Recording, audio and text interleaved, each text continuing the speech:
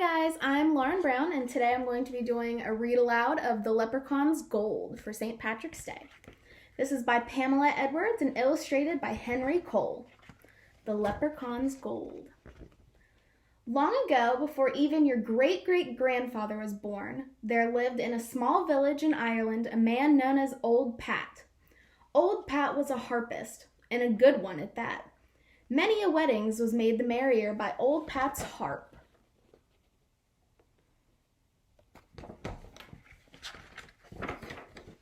In the same village dwelled young Tom. Tom had learned his own harp playing from Pat's teaching. But now Tom thought himself a better harpist than Old Pat. He was much given to boasting and bragging and charging the villagers great amounts of silver for his skills. Old Pat was humbled and willing to play his music for free for those he knew had not the means to pay. "Foolish old man, what use is a gift if not to make you rich?" Old Pat replied. "I am rich in friends, and that is enough."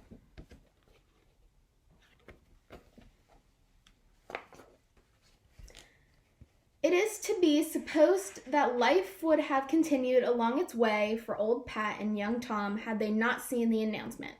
By order of the king, harping contest to choose the highest, finest harpist in Ireland at the royal palace.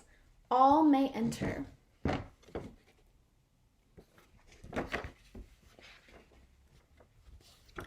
"To be known as the best harpist in Ireland would be an honor indeed," said Old Pat. "Don't waste your time, old man," sneered Tom. "It's a young man like myself they'll be wanting." But Pat shook his head and gathered his few meager possessions for the journey. "Aha," thought young Tom, "if we traveled together, he's sure to offer me a bite of his food. That would save me a penny or two."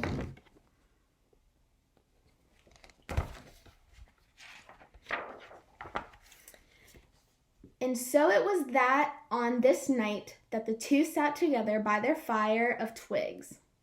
They were footsore and weary from walking the many miles towards the royal palace. As he listened to Pat practicing for the contest, a sudden thought flashed through young Tom's mind. I could lose to this ridiculous old man. So, as Old Pat turned his head for a second, the wicked boy quickly snapped a string on Pat's harp and pushed his own spare string deep inside his bag. "I'm sorry for your trouble," he said to Old Pat, "but I have no strings to lend you, for I might need it myself." Old Pat sighed. He had no money to buy a new string. The harping contest was as good as lost.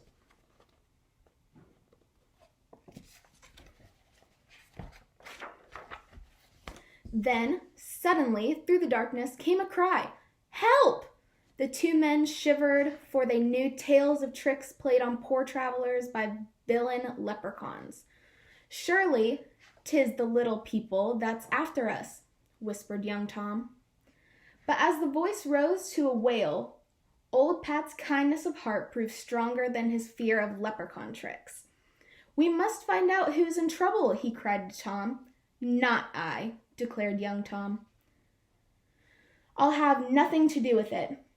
I'll not take the risk of missing the contest." He turned his back to the voice and covered his ears.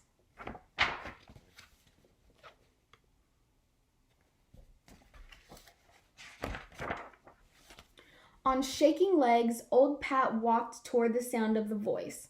In a clearing, he saw a tiny man with his foot down a rabbit hole. "Help me, sir," cried the little man. "I took off my shoes to rest my feet, and a rabbit has taken hold of my big toe. Help me!" From deep in the burrow came the shrill laughing of the rabbit. "Let's go, you rogue," the little man yelled down the hole. "I'll have you for dinner, you pesky bag of flea-ridden fur."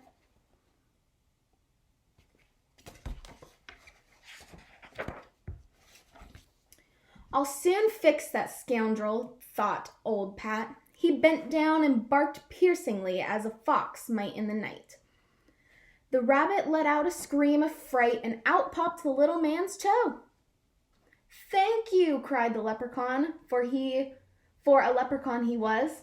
"Come," said Pat, trying not to laugh for a funnier sight he thought never to see. "I've not much to offer, but what I have you're welcome to share."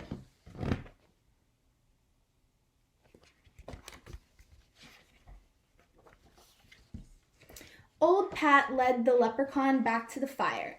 "I see your fellow traveler has up and gone," said the leprechaun.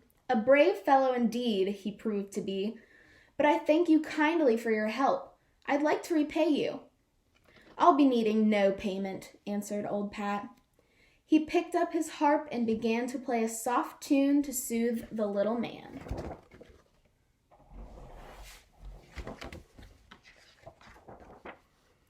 "You play well," said the leprechaun, "but I'm thinking your harp is not in a good way." "I have broken a string," answered old Pat sadly. "I'm on my way to the harping contest at the royal palace, but I'll not win now. I have no money to buy a new string." "Ah," declared the leprechaun sharply, "so it's the gold you'll be wanting." "No, indeed," cried old Pat, mighty alarmed. He knew terrible things happened to those who searched for crooks of leprechauns' gold. "Ah, but yes, I think it's so," answered the leprechaun firmly.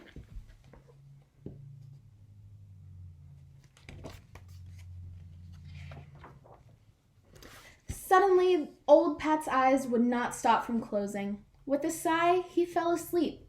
The leprechaun blew a silvery note on his whistle. Out of the forest came a band of little men carrying a bag.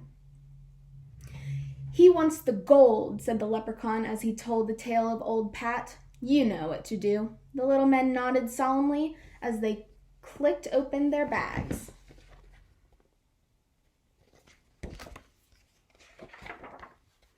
When old Pat awakened the next morning, he looked around in fright, but the leprechaun was gone. "It's a lucky escape I've had," cried old Pat as he picked up his harp case and set off for the royal palace.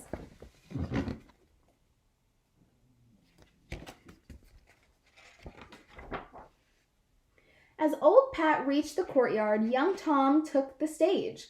Looking mighty pleased and confident, he began to play a sweet tune, but, as if bewitched, the strings on his harp began to break.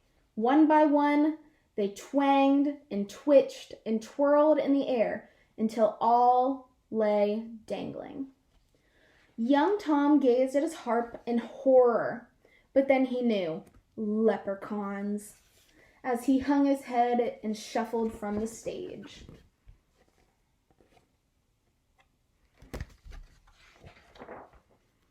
Now it was old Pat's turn. With sadness in his heart, the old man reached for his harp. Then his eyes widened, for there inside his bag lay a glittering golden harp. "The leprechaun's gold!" gasped old Pat. He lifted the golden harp and began to play. He played the merest music ever heard, so wonderful that the wind itself stopped to listen.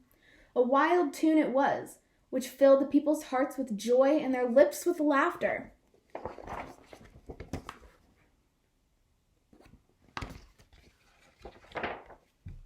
As the music seized their feet, the people began to dance. Soon the courtyard was filled with dancing, singing, laughing crowds. The other harpists knew now that this was Pat's day and danced along with the people. Even young Tom, who had learned a hard lesson, found generosity growing in his heart. When the final note faded away, the king rose from his throne and beckoned to Pat. "Old man," said the king, "the prize is yours. Never have I heard such music. From now on, you will play always for me and my people. You are awarded the title Royal Harpist of Ireland."